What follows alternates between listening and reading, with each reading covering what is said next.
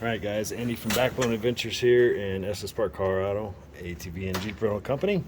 So if you have a Polaris RZR and you have a check engine light, and maybe it's fairly new, or it could even have quite a few miles on it, doesn't matter. If you have a ride command unit, you can get into your diagnostics. Generally what we see more common than anything, even with these machines getting up into the 5, 6, 7,000, 8,000 mile range, is cylinder 1 misfire, which I've talked about before. But you'll hit this Polaris button there, go into all settings, go down to vehicle, and then go to diagnostics, and it's going to show here this machine has 277 miles. It's 2022, and we have our cylinder 1 misfire there, which is always a belt or a clutch or both. And so that's what we're getting ready to do on this. So if you have a ride command unit, that's how you'd be able to determine if that's what you have going on. But I would always default to, when you see a check engine light like that, always default to a belt or a clutch, because that's the weakest point in a Polaris machine, in just about any one of them. Alright, so doing a clutch here, first thing you want to do is take off this hose. There's a little clamp on it here. These are all 8mm bolts. You just want to pull on it. It's a little cold because it's been sitting outside. Once you get that off, leave your clamp on it. Usually we stick it back behind the shock like that. And then you want to take all your bolts off all the way around. 8mm bolts? 8mm.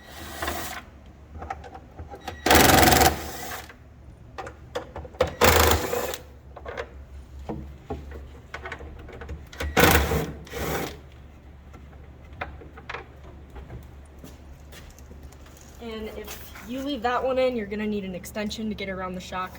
We usually take that one out. But this is a brand new machine, and this clutch hasn't been worked on, so this came from the factory like that, missing that bolt. Because people don't like to put the extension on and take the extra time. Right. Even the dealers.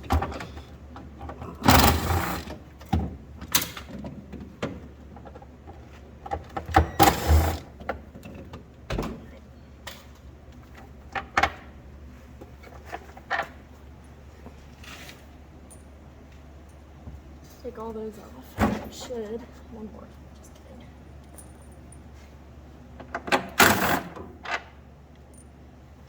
Alright. Let's swap the sides. Getting this out is a tricky. Depending on if you have your shock is always in the way. Just kind of gotta tilt it up and wiggle it.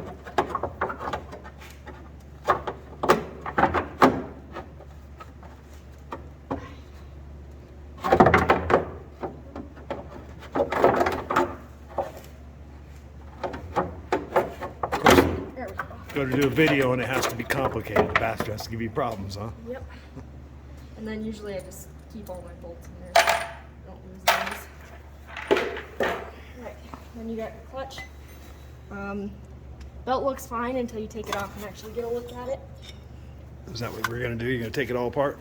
Okay, so explain this tool to them. So we have there's tools you can buy online, but we just kind of make our own.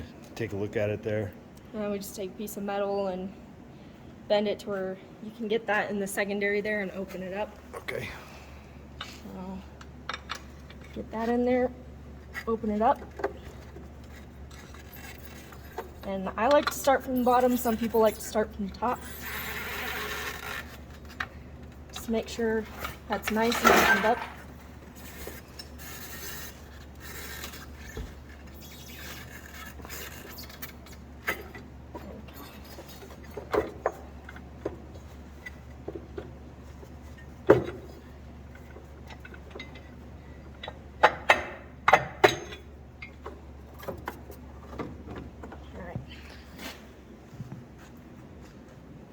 You want to compare that to a new belt and width and see what you're dealing with? What do you got?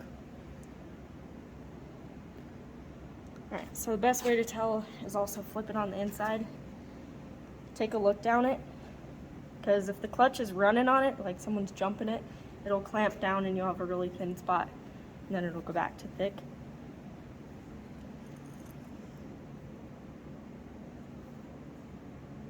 But this one doesn't look too bad. And also, if you have a bad belt, it'll be nice and frayed in between the teeth. And if you look at it, sometimes your teeth will be flat or you'll missing chunks. So that belt looks fairly decent. What about Doesn't look too bad. What about the width as far as wear? If you flip that back around the other way.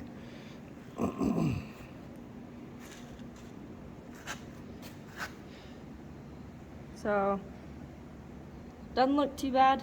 If you're actually, comparing though, it obviously gets a little bit of wear on there's it a little bit there as it spins. And if you're looking down the side, I'm guessing there's a thin spot right there where it's nice and worn. Try to get that camera to focus. There we go. Okay. Right there. Yeah. I'm gonna flip it back inside out. Take a look at it. It looks a little bit thinner there than it does the rest of it.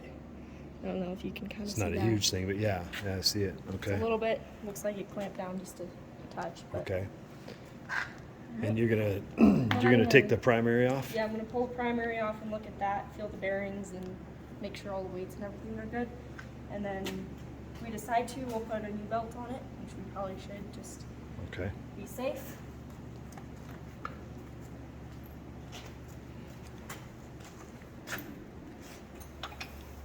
Is that a 19? It's an 18. 18? That's right.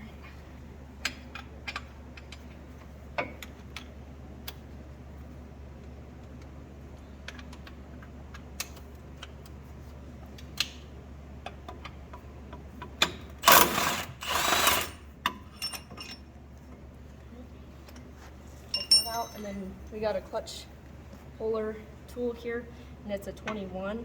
It's got all these little ribs on it. Helps pull it off because it's pretty compressed on there, so you can't just pull it off with your hands. Oh, I got the wrong socket here. Will you grab me a 21?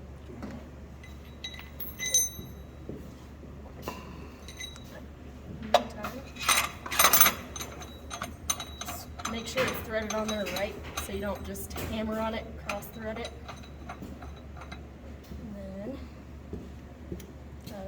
21 here, and you want to tighten it.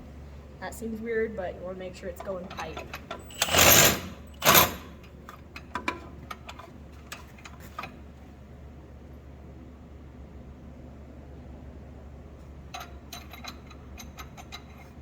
Oh, it's a 19. Is that a 19? Oh, it's a 20. It's a 20. All right, never mind. It's a 20. Well, it's a different. Not a 21. That's a new puller, so that may be. That other puller was a different brand. Maybe it was just. We just got that puller because the other ones we lost on the trail or whatever. All right.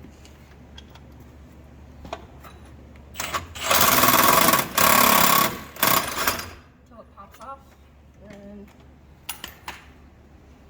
I made the mistake once of trying to catch it because it off-spun, because if you keep doing that, it'll just spin itself off, and if you try and catch it, you might cut yourself, and I've done that before, so.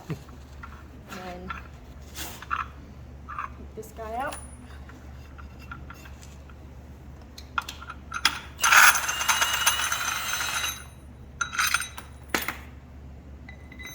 Alright. Bearing is still pretty solid. That's one thing you want to check. If it's got a lot more movement than that, it's probably a little bit worn down. If you spin it, it wants to be silent. If it's making a bunch of racket, that's probably not good. Other than that, spring still looks good. Obviously compresses nicely. Careful doing this, because if your hands are in the way, you'll pinch yourself pretty good. Push her down there again. Let's take a look at the top of those weights. Doesn't look like much wear on the weights. What about that side to side? And another thing too is if you wiggle it side to side so you can just grip on it, if it has some wiggle in it, you might need some new clutch parts on the inside or that bearing. This has no wiggle in it. That bearing's good. The weights look pretty good. So we're gonna blow this out, put it back on, put a new belt on it. So that's probably what we got with the cylinder one misfires. We just have a whole bunch of belt dust and a belt that might be a little bit worn, but probably belt dust. Because if you flip this over Yeah, blow that sucker out Shake real it quick out. to show everybody what it looks like. 277 miles. Belt dust here.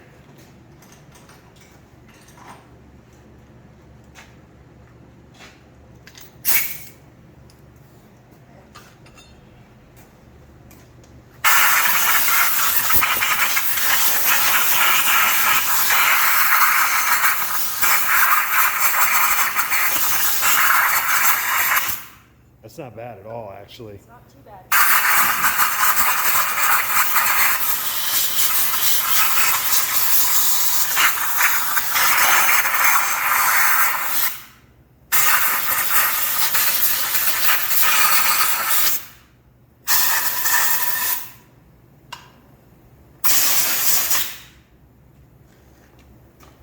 So yeah, we might be just dealing with that belt bend. What about that secondary? You blow that out normally? I don't usually, but we can. Okay. Want me to? But something else to look at on a secondary is whether it's grooving. I've showed you that before, or starting to get some wear in here, but where this puck slides. But there's not any wear on that. So, anyway, go ahead. Putting it back on, you can just put it back on my hand and thread your tool back on there.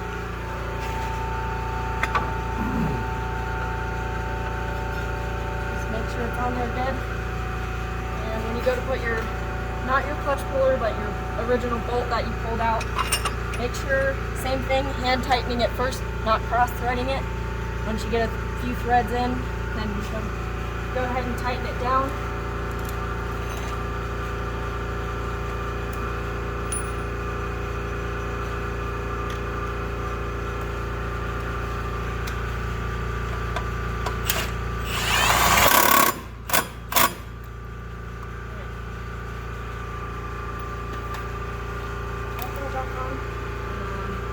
Belt on it.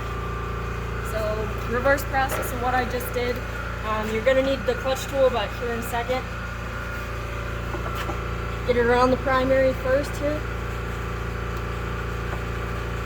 Get it back up. Then you can grab your clutch tool. Open your secondary back up. You're going to have to feed it through, just like I did before.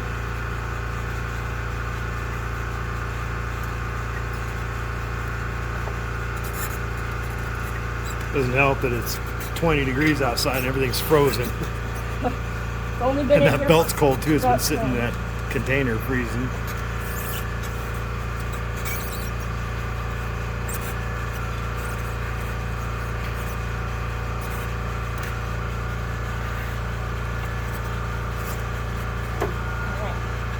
And then see how you got a lot of slack there? Spin that backwards, and that'll get it tightened back up. Nice and tight. And then let's come here.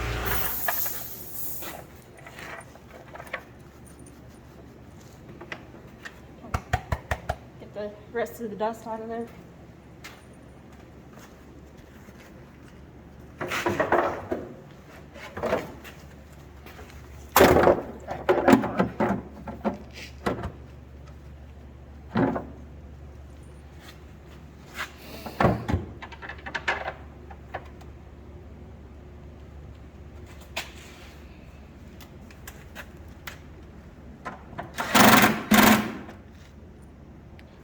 Break off for a second there, Zoe. So,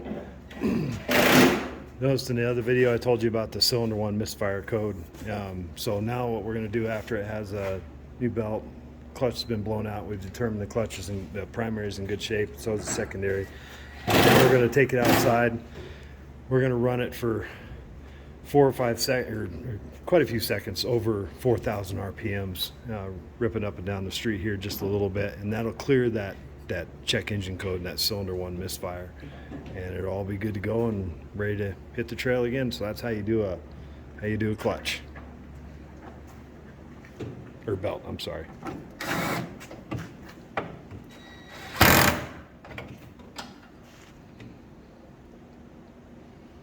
If you get a machine like this one brand new, this is a 2022, and you get it from the factory and they don't have that bolt in there, you can use a self tapper if you don't want to order the OEM bolt or whatever.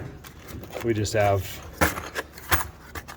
we'll just run a self tapper at that length, which is about 1.5 inches or whatever, and we'll just run that in there, and that'll make that good to go.